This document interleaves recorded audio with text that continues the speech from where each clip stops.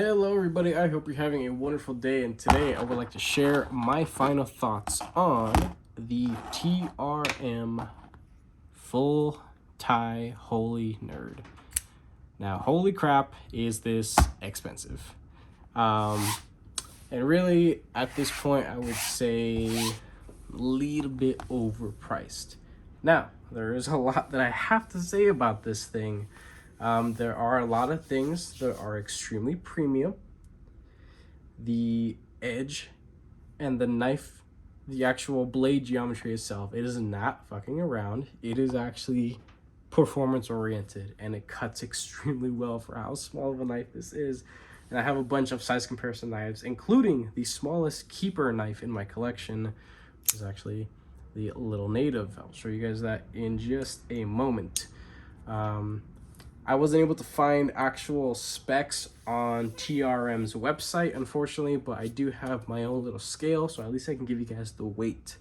So, TRM, if you guys don't know about it, Three Rivers Manufacturing, they are freaking sick. A lot of their designs are very utilitarian oriented, super high quality production, USA made, all throughout. They never have anything in stock, and it's extremely frustrating to try to buy anything from them. So, there's that. And they can't keep anything in stock because shortage of your workforce that's willing to work in this industry, unfortunately. But also can't keep anything in stock because their stuff is just so damn cool, and it's extremely sought after. This is my first and only experience with this company, but I have to say that there is a lot of premium to this little guy, and honestly, I haven't really even used it all that much. I haven't carried it all that much. It hasn't even left the house, but just fiddling with this thing at home, I did tear down a couple little boxes with this thing kind of in like a pinch grip like this. It's very comfortable, by the way. I can confidently speak on their quality and fit and finish. Now this is going to be one of their premium ones because it is the full micro milled titanium ones versus ones that are in like G10 or micarta or wood, other materials like that. I wouldn't say lesser materials, but clearly out of what they offer, titanium is as high as it goes. They don't do anything like mokutai or things like that. I think other people might offer some stuff for them, but so let's get into weight, and then we'll get into some size comparison knives. 2.3. Not too bad, but could have been a little bit lighter. There is no milling on the inside, and there definitely could have been. So let's bring out some size comparison knives, and then the last one will be the smallest in my collection. This is my PM2. It is a behemoth in comparison. Native 5.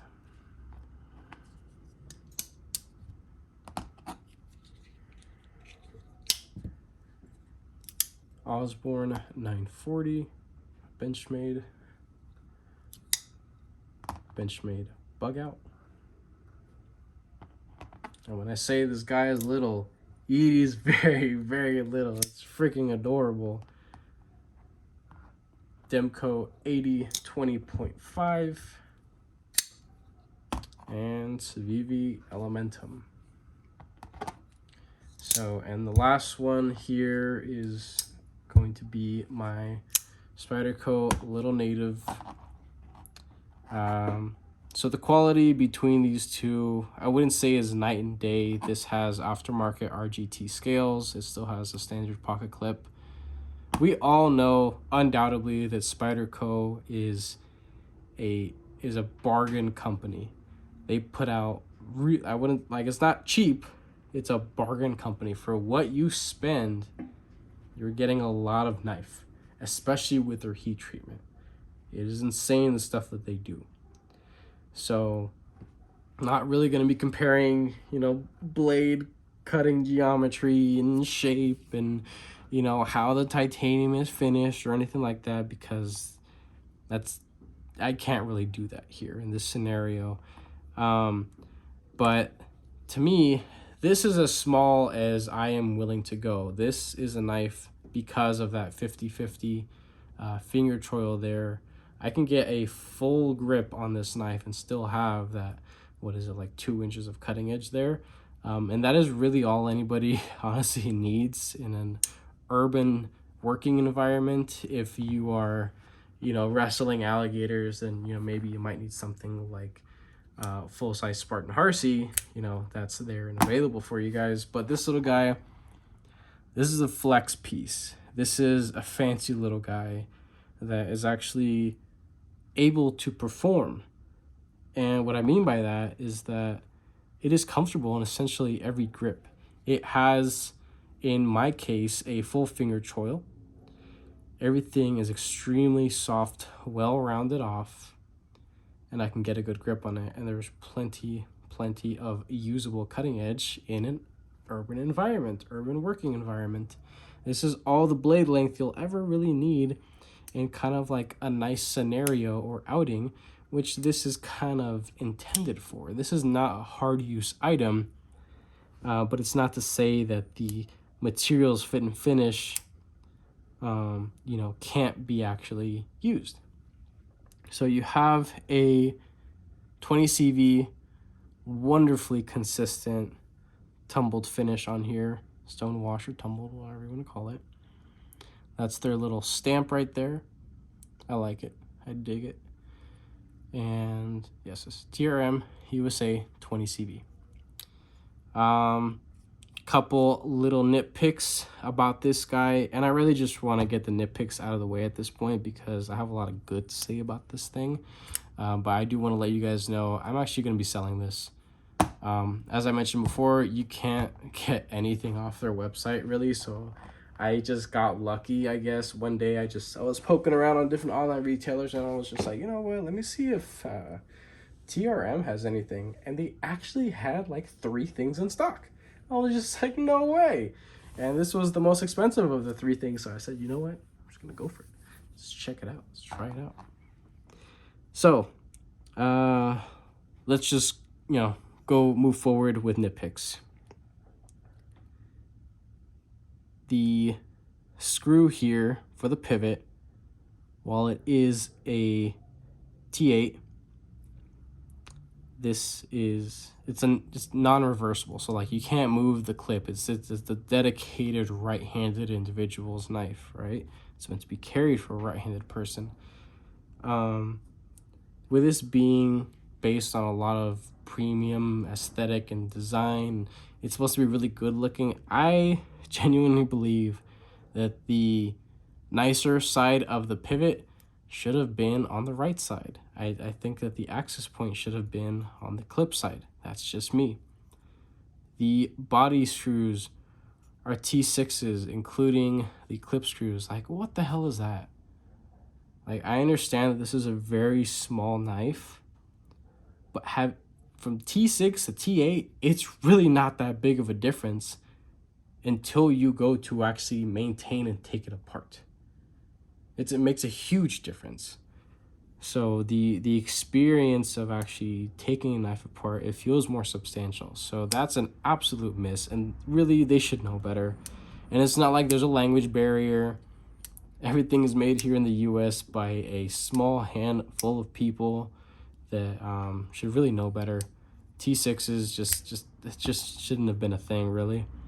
And also, this being a highly refined item, I did notice that the hole that the body screws are in are a little snaggy. They're a little sharp.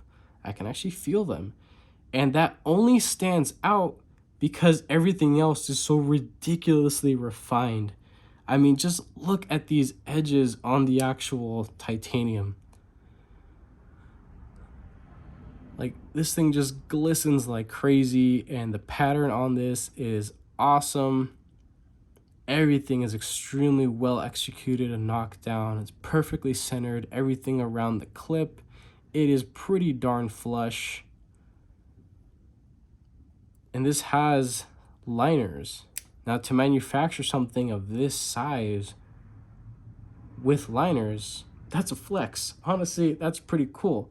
So when everything is done to the best extent it could ever really be done, and to still have holes that are still a little sharp, and maybe this could just be my unit, but these holes only stand out because everything else is so perfect. Another little thing, this is just a visual design thing that I'm nitpicking, but this little pattern right here, it is so fine, but I think it would have been really cool to have that throughout the entire thing. I think that would look really, really cool. Now, I do like the slanted milling lines, and this is just oh so slightly contoured, and like I said, everything is just extremely well refined. But there's like 3 or 4 different milling patterns going on here, and I'm just thinking that, you know, maybe if the pattern was just one solid pattern, I mean, they clearly can do it. I mean, that's really cool that that's, you know, how it is down there. And I like how it is on the side. It has that like swirly kind of fluting going down on the sides, but then it stops on the back. So you can just see that it's stonewashed there, but up here in front, well, it also has it there too. But like where this chamfer rounded area, like that just stands out to me so much, and it looks so nice. I can't stop looking at this thing. It's such a good looking knife. I just wish that it was actually larger, and I don't say that all too often. This thing is genuinely microscopic. It's freaking tiny. You know, again, in comparison to, kid you not, one of the world's most popular, most common basic bitch knives, an Elementum. You know, this thing is genuinely tiny. And then you have something like the Little Native. Now, Spyderco does make smaller knives than the Little Native, but I think most of those are made in like Seki City, Japan, I think. But this to me would have been a keeper if it was like, I kid you not, half an inch or an inch bigger. It would be so freaking awesome, and I wouldn't mind paying an extra $50 if it was a little bit larger item, maybe a little bit more money. I'm okay with that, because the blade shape, how thin it is behind the edge, the stock, the height in proportion to everything else, the design overall, that's just me. I think this is a really good looking knife. It may not be for everybody, but I think that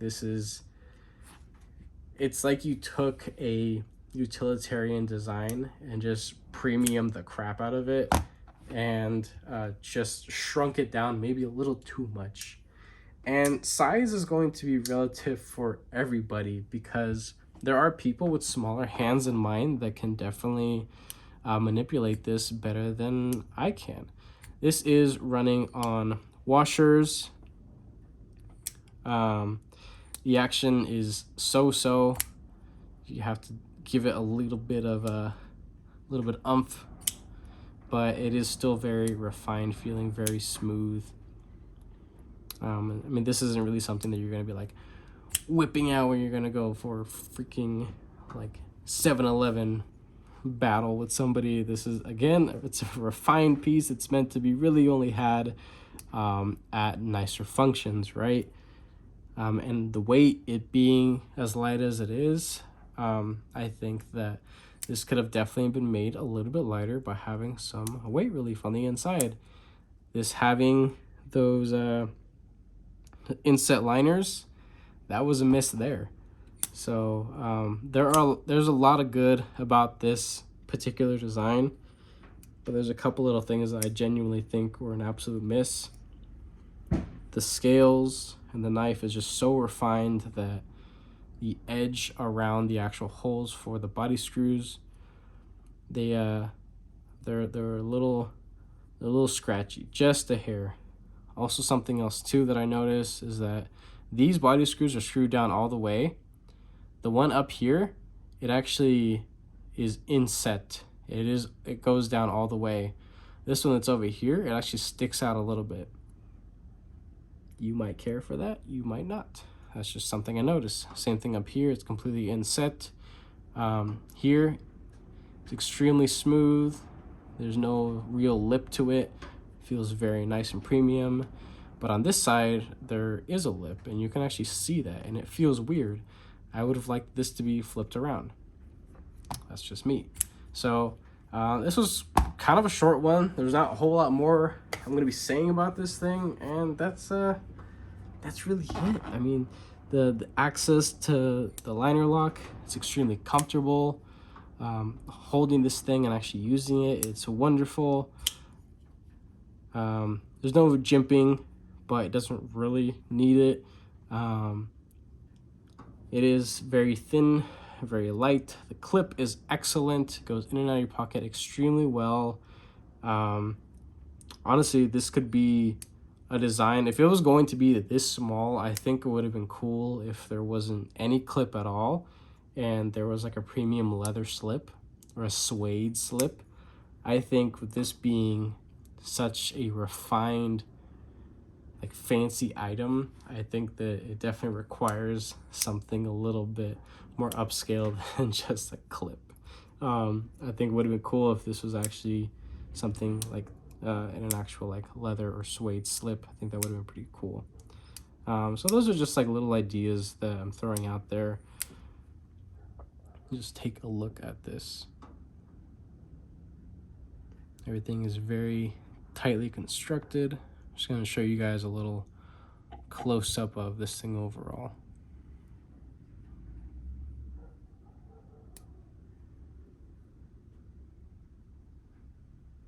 Little back spacers or barrel spacers. Perfectly centered. I tried to tighten that just a hair and it didn't even change it at all. It's still extremely smooth. There is zero movement side to side, up or down. There's absolutely nothing. No no liner lock issues. There's no stick. It's just super smooth. So again, this is a very refined piece, but there were a couple little things that I think were amiss. That's just, you know, me personally speaking. But yeah, I'll be selling this guy. I don't have any of the original packaging. It was just a plastic box, the little like pull apart ones. I will have a little pouch, and this will be very well packaged. Please don't send me an offer for half of what this thing is, because again, this thing has hardly been used. This still has a factory edge. It's still extremely sharp. Hasn't left the house. No genuine use to this thing. It's really just been like handled and fondled. So yeah, understand that these things are difficult to get, and I will be selling it for I'm gonna try to sell it for what I got it for, and it's going to be on NAF sale. I'm still gonna have to deal with their fees and the shipping fee, so that'll be, you know, the losses that I'll be taking on this. But overall, this was a pretty cool experience. I will definitely be buying more stuff from TRM, because if this is the kind of stuff they have to offer, but the size was really only my main issue, I think I just got to get something a little bit bigger, and I think I would actually enjoy that. They have the Atom and the Neutron. I can't remember which one's the bigger one, but I'm probably going to go for the smaller one, because I know the smaller one is bigger than this, and the other one is significantly larger. There's also the Shadow, which is basically a full size, like almost 8-inch knife that's basically this, just super huge.